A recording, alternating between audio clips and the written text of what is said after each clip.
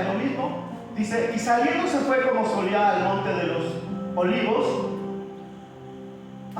Y sus discípulos también le siguieron. Es el contexto para poder entender bien, ¿verdad?, la prédica. Dice, cuando llegó a aquel lugar, les dijo, orad, que no entréis en tentación. Versículo 41.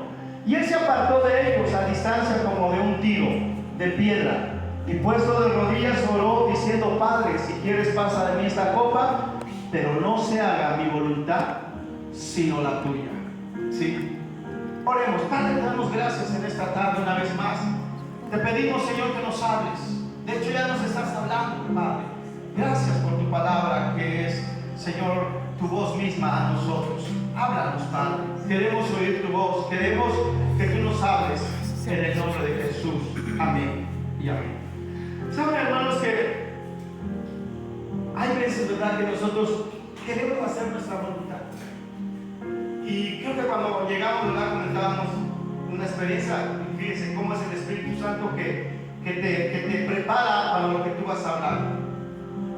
Decía mi esposa, sí, lo querían en Monterrey, ¿verdad? Un pastor, ¿verdad?, que llegó a trabajar en el área de Topo Chico, allí donde estuvo un penal de máxima seguridad en el área de Monterrey, un lugar similar a Tepito en México. Muy difícil, el pastor estaba solito. Y nosotros fuimos apoyantes de la escuela bíblica a hacer un drama, apoyar. 3 estudiantes, me acuerdo. Ya estábamos próximos a salir. Y él nos dijo, ¿verdad?, los 3, ojalá se quedaran a trabajar conmigo, algunos de ustedes, con uno me conformo. Uno dijo, no, yo ya tengo que regresar a Puebla. El otro, también se iba a Puebla, era de Monterrey, pero también se iba a Puebla, ¿verdad? Y me dijo, usted, hermano, le digo, híjole, hermano, estaría bien, pero no recuerdo si ya Dios me había dicho Tehuacán. Pero entra bien en este tipo de introducción al mensaje. Nosotros queremos hacer una voluntad, pero Dios tiene su voluntad perfecta. Y esto lo vemos en la vida de Abraham. Usted sabe que Dios le promete a Abraham un hijo. En el capítulo 15 de Génesis, usted ahí lee que tiene Abraham y Dios un diálogo y le dice Abraham a Dios, no me has dado prole, ¿verdad? Es decir, no me has dado descendencia. ¿Quién va a ser mi heredero? Mi siervo Damaseno, ¿verdad? Ese Damaseno Eliezer, el Damaseno era de Damasco. Y Dios le dice, no, él no te va a heredar. Tú vas a tener un hijo propio. Y dice que lo saca afuera y le enseña, usted sabe, las estrellas y le dice, así será tu descendencia. Pero pasan 25 años y no sucede nada. Muchas veces una petición que nosotros estemos en oración pidiendo, muchas veces puede tardar, pero va a llegar. Va a llegar. No tenemos que desesperarnos. Dios es el que trabaja. Y dice la Biblia que hasta allí Abraham estaba en la voluntad perfecta de Dios. Pero su mujer, que era la estéril, porque no era él, era la mujer, le dice, mira, te doy a mi sierva Agar, tengo un hijo con ella porque yo soy estéril. Y Abraham, ¿verdad?, acepta y nace Ismael. Allí entra en una voluntad que se llama la voluntad permisible. ¿Sí?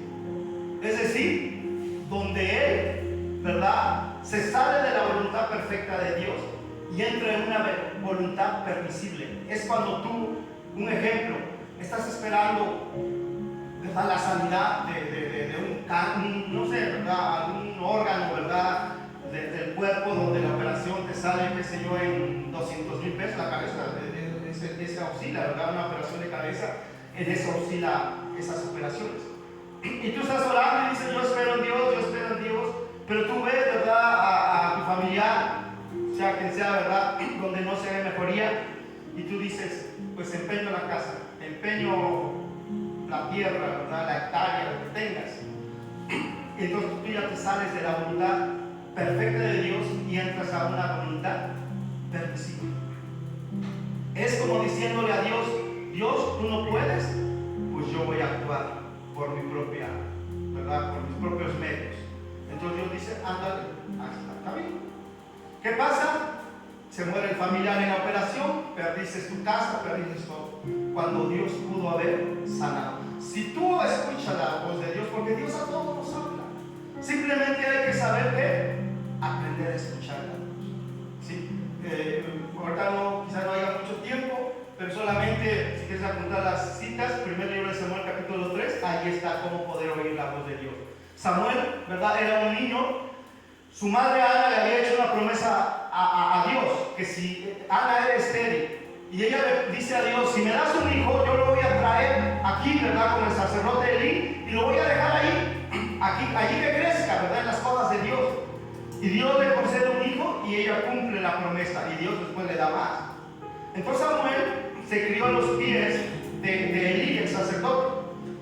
Elí ya era viejo y andaba mal, y ya no escuchaba la voz de Dios, porque cuando uno anda mal, ¿verdad? Dios ni te habla.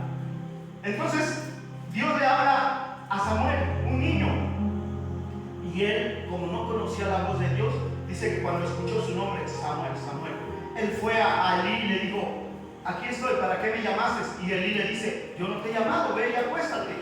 Nuevamente escuchó la voz, Samuel, Samuel, y Samuel fue otra vez a Elí, y Elí, ¿verdad?, le dijo, no, yo no te he llamado. Pero Elí sí había conocido la voz de Dios. Elí estuvo en un tiempo en contacto con Dios. Entonces él dice, mira, si vuelves a oír nuevamente tu nombre, di estas palabras: habla Jehová, que tu siervo oye. Y así es.